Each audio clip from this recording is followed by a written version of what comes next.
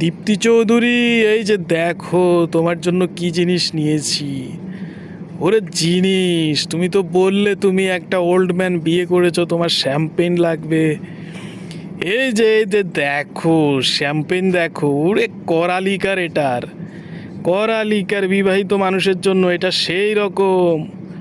ওরে একবার দেখো কেমন লাগে, আহা। এটা খাবে আর তুমি আমার কথা মনে করবে। বলবে কি জিনিস পাঠালো দাদা কলকাতা থেকে, হ্যাঁ। ওরে দেখো দেখো দেখো দেখো, ভালো করে দেখো। ওরে আগে চোখের শান্তি করে নাও, পরে না হয় গলা ভেজাবে। ওরে দেখো।